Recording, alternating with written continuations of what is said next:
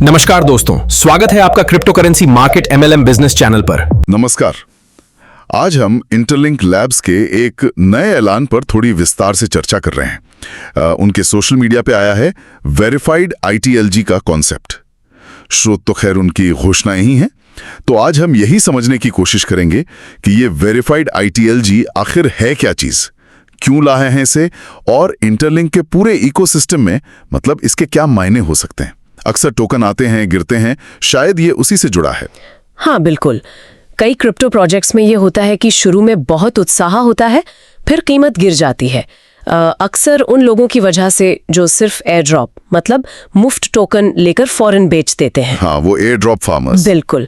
तो ये verified ITLG शायद इसी प्रॉब्लम का एक हल निकालने की कोशिश है। अच्छा, तो ये है क्या असल में ये वेरीफाइड ITLG, थोड़ा आसान शब्दों में? जरूर।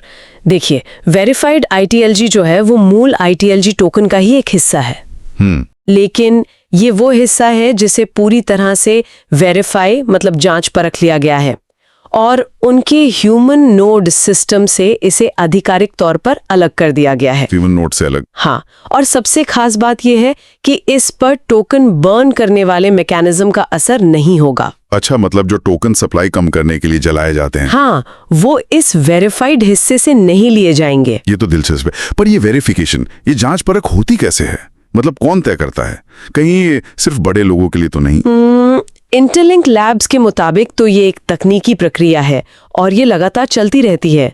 इसमें वो देखते हैं कि कोई यूजर सिस्टम में कितना एक्टिव है, क्या योगदान दे रहा है, या उसके रेफरल कितने असली हैं। अच्छा। उनका दावा है कि ये सिस्टम निष्पक्ष है और रियल टाइम में इसे मॉनिटर किया जाता है, चाहे वो कोई बड़ी संस्था हो या फिर एक आम यूजर।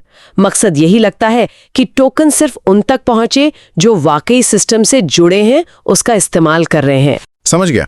तो मतलब ये असल में उन एयर ड्रॉप फार्मर्स को, जिनके बारे में आपने शुरू में कहा था, उनको सिस्टम से एक तरह से बाहर रखने का तरीका है। हाँ, घोषणा का सार तो यही लगता है। जो सिर्फ टोकन लेकर बेचने में लगे रहते हैं। बिल्कुल।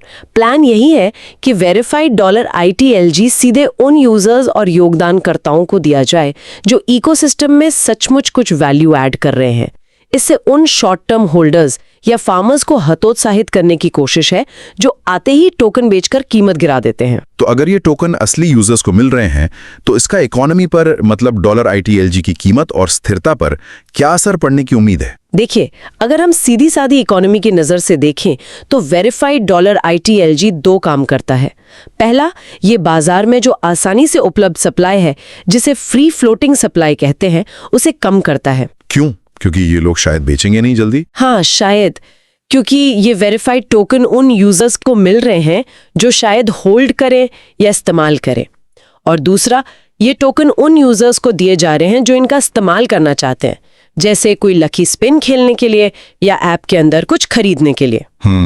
तो इससे ITLG की असली मांग बढ़ती है। अच्छा, तो सप्लाई का मांग ज्यादा। एग्जैक्टली।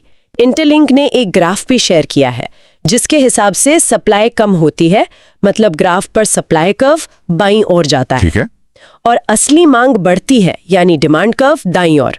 सिद्धांत ये कहता है कि इससे कीमत का एक नया संतुलन बनता है जो शायद मौजूदा लेवल से ज्यादा स्थिर और ऊंचा हो। हाँ, थियोरी तो यही है।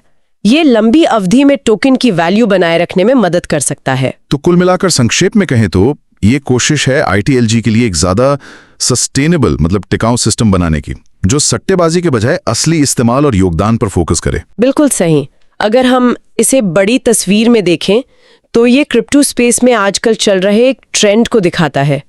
प्रोजेक्ट्स अब सिर्फ हाइप या सट्टाबाजी पर नहीं, बल्कि ऐसे टोकनॉमिक्स मतलब टोकन के अर्थशास्त्र को डिजाइन करने पर ध्यान दे रहे हैं, जिससे टोकन की स्थिरता बढ़े और उसकी असली उपयोगिता सामने आए। हाँ, ये सिर्फ सटोरियों को खींचने से बेहतर रणनीति मानी जा रही है अब।